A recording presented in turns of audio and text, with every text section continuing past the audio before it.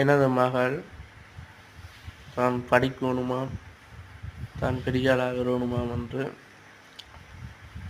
கடவுளிடம் தேங்காய் நினைத்து தேங்காய் ஒன்றை எடுத்து கடவுளிடம் வேண்டுகிறாவாம், தான் படிக்கணுமா நல்லாகணுமாம் என்று.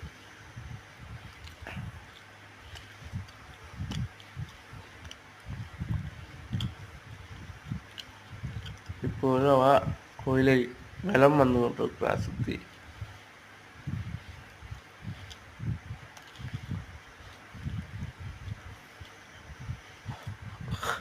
அவனுடைய வயது வந்து இப்பதான் 1.5 வருஷம்.